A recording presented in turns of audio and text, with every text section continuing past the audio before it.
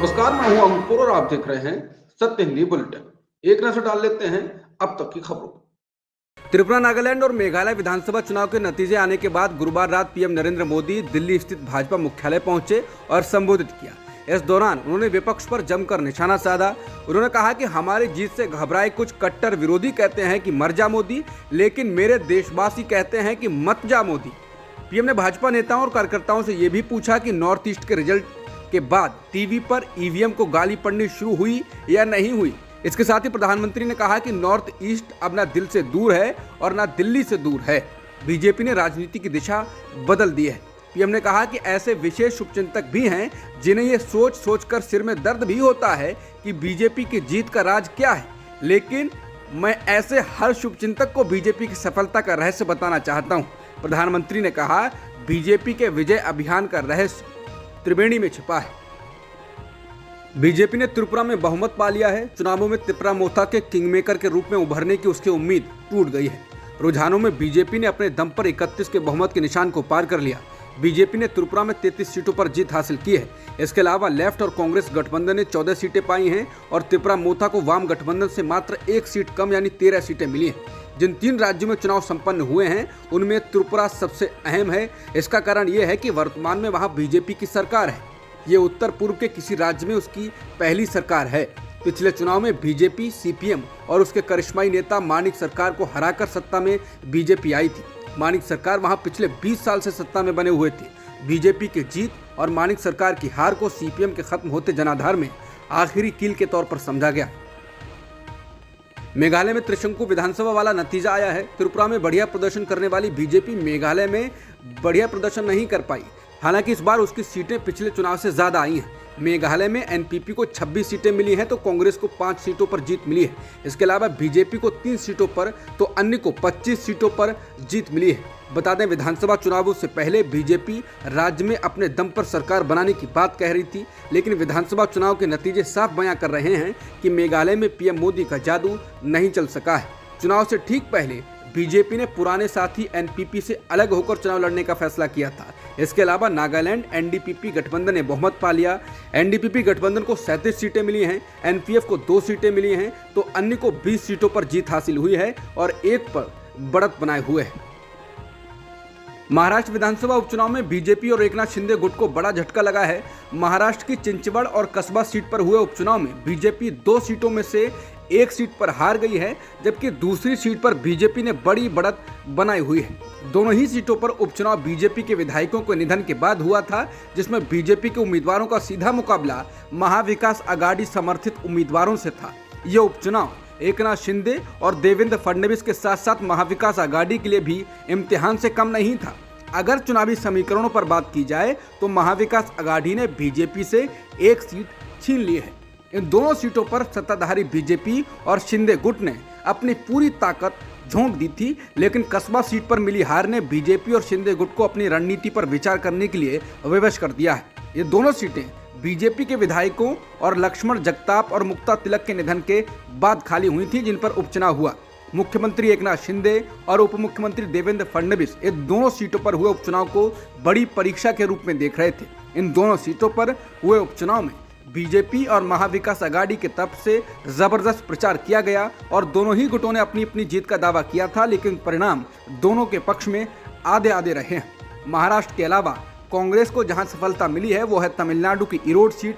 यहां पर कांग्रेस उम्मीदवार ईवीके इलानगोवन को 69,742 वोट मिले तो उनके विपक्षी एआईएडीएमके के उम्मीदवार केएस थेन्नारसू को महज 25,020 वोट मिले। कांग्रेस को यहां डीएमके का समर्थन मिला हुआ था। पश्चिम बंगाल की सागर धीगी सीट पर उपचुनाव में कांग्रेस के हाथ सफलता लगी है। इससे पहले ये सीट टीएमसी के कब्जे में थी। यहां से टीएमसी सरकार में मंत्री सुब्रत साहा विधायक थे। उनके निधन के बाद यहां उपचुनाव कराए जा रहे थे। कांग्रेस ने उलटफेर करते हुए बड़े मार्जिन से ये सीट अपने नाम कर ली। कांग्रेस के उम्मीदवार बॉयरोन बिस्वास को 87,611 वोट मिले, जबकि टीएमसी के देवाशीष बनर्जी को 64,631 वोट मिले, जो कांग्रेस उम्मीदवार से करीब 23,000 वोट पीछे हैं। इस सीट पर बीजेपी ने भी अपना उम्मीदवार घोषित किया हुआ था, जिसे महज 25,793 वोट मिले। इसके अलावा झारखंड की रामगढ़ सीट पर हुए उपचुनाव के नतीजे भाजपा समर्थित आजसू के पक्ष में जा रहे हैं। सुप्रीम कोर्ट ने मुख्य चुनाव आयुक्त और अन्य चुनाव आयुक्तों की नियुक्ति की मौजूदा व्यवस्था को खारिज कर दिया है। बता दें, मुख्य चुनाव आयुक्त और अन्य चुनाव आयुक्तों की नियुक्ति अभी केंद्र सरकार करती है, लेकिन सुप्रीम कोर्ट ने गुरुवार को फैसला सुनाया कि अब ये नियुक्ति प्रधानमंत्री, विपक्ष के नेता और भारत के मुख्य न्यायाधीश की एक समिति की सिफारिश पर राष्ट्रपति करेंगे। सुप्रीम कोर्ट ने यह भी कहा, अगर विपक्ष के नेता नहीं हों तो लोकसभा में सबसे बड़े विपक्षी दल के नेता चुनाव आयोग और सीईसी की नियुक्ति के लिए समिति में होंगे। सुप्रीम कोर्ट की 5 सदस्यीय संविधान पीठ ने यह फैसला सुनाया है। सुप्रीम कोर्ट की संविधान पीठ की अध्यक्षता करते हुए न्यायमूर्ति के.एम. जोसेफ ने कहा कि चुनाव आयोग को स्वतंत्र होना चाहिए और ये संविधान के प्रावधानों और न्यायालय के निर्देशों का पालन करते हुए निष्पक्ष और कानूनी तरीके से कार्य करने के लिए बाध्य है। जस्टिस जोसेफ ने कहा, एक मजबूत और उदार लोकतंत्र की पहचान को ध्यान में रखना चाहिए। लोकतंत्र लोगों की शक्ति से जुड़ा हुआ है। मतपत्र की शक्ति सर्वोच्च है, जो सबसे शक्तिशाली दलों को अपदस्थ करने में सक्षम है। कांग्रेस ने मुख्य चुनाव आयुक्त की नियुक्ति पर सुप्रीम कोर्ट के फैसले का स्वागत किया, साथ ही कहा कि ईडी पर भी इसी फॉर्मूले को लागू किया जाना चाहिए। कांग्रेस प्रवक्ता अभिषेक मनु सिंघवी ने प्रेस कॉन्फ्रेंस कर कहा कि एजेंसियों और संस्थाओं के दुरुपयोग को रोकने के लिए ऐसे ही कदम उठाने की जरूरत है। मनु सिंघवी ने कहा कि आज अगर चुनाव आयोग में निष्पक्षता और स्वतंत्रता के आधार पर चयन प्रक्रिया हो सकती है, तो क्या ईडी जैसी संस्था जो सीधे रूप से राजनीति में आतंक मचा सकती है, उसका चयन भी इसी प्रक्रिया से नहीं होना चाहिए। उन्होंने आरोप लगाया कि ईडी आज सरकार का राजनीतिक भाई बन गया है। गुजरात की बीजेपी सरकार ने गुरुवार को राज्य विधानसभा को जानकारी दी कि अनुसूचित जाति के युवाओं को प्रशिक्षण मुहैया कराने के मकसद से स्थापित अडानी कौशल विकास केंद्र यानी अडानी स्किल डेवलपमेंट अहमदाबाद का ठेका देने के लिए कोई टेंडर प्रक्रिया का पालन नहीं किया गया या कोई प्रक्रिया टेंडर की नहीं अपनाई गई।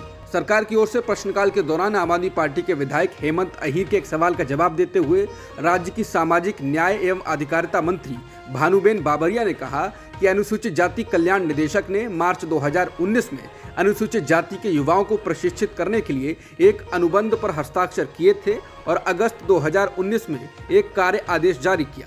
सरकार ने कहा कि समझौता 13.98 करोड़ रुपए का था और पिछले 2 सालों में कंपनी को 7.87 लाख रुपए का भुगतान किया गया।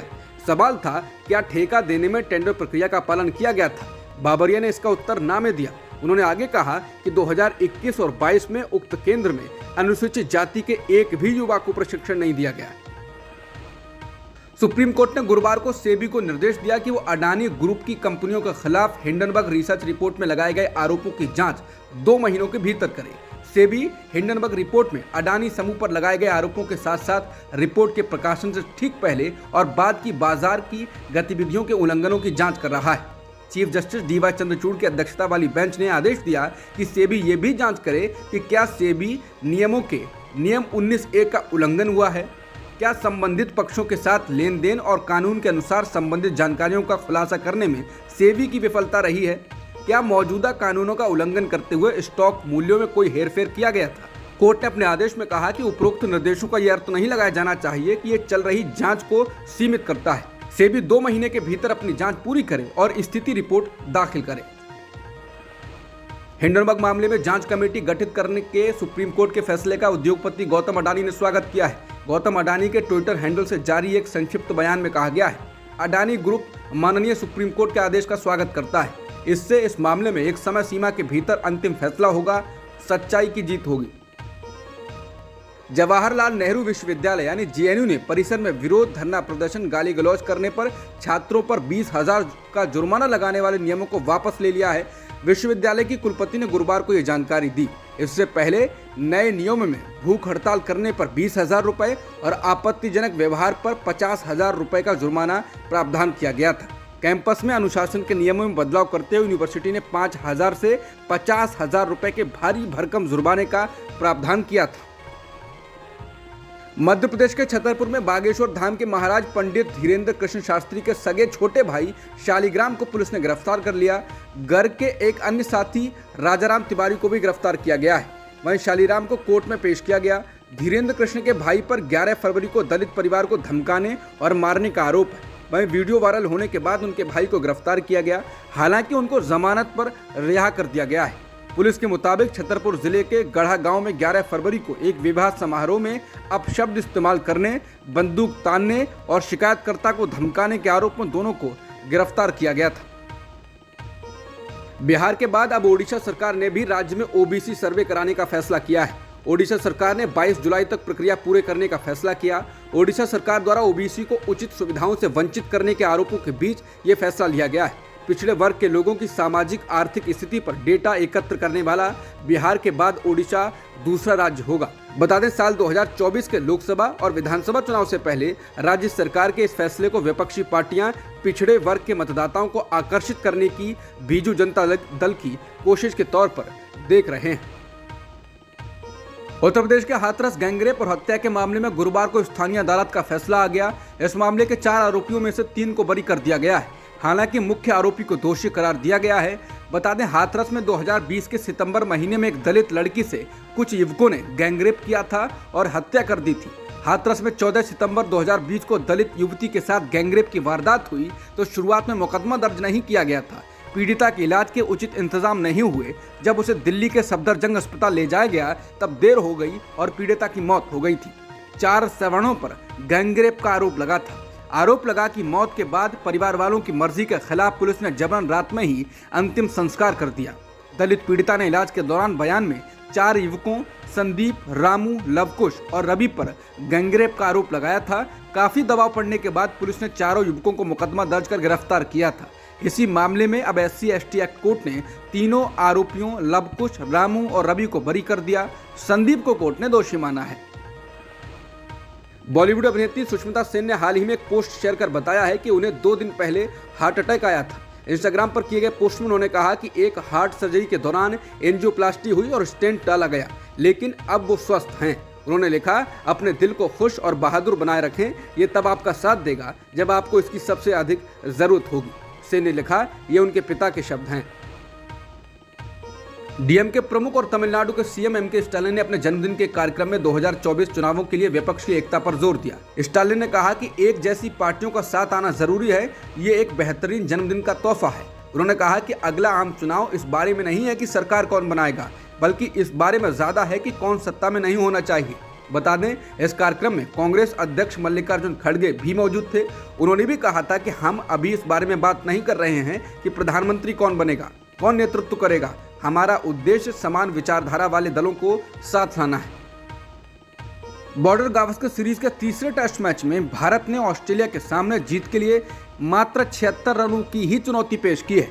109 रन पर ऑल आउट होने के बाद टीम इंडिया ने ऑस्ट्रेलिया को 197 रन पर ऑल आउट किया। पहली पारी के आधार पर वो मेहमान टीम से 88 रन पीछे था। दूसरी पारी में टीम इंडिया से और बेहतर प्रदर्शन करने की उम्मीद थी, लेकिन भारत इस बार भी फ्लॉप रहा और दूसरी पारी में भी 163 रन ही बना सका। भारत की ओर से सिर्फ चेतेश्वर पुजारा ही हाफ सेंचुरी जमा पाए, जबकि ऑस्ट्रेलिया के लिए नाथन लियोन ने 64 रन देकर 8 विकेट अपने नाम किए। दूसरे दिन का खेल खत्म हो चुका है। अब ऑस्ट्रेलिया 76 रनों का लक्ष्य लेकर शुक्रवार को मैदान पर उतरेगा। अब तक की खबरों में इतना ही। बाकी खबरों के लिए बने रह सकते हैं आप सत्य हिंदी के साथ। नमस्कार।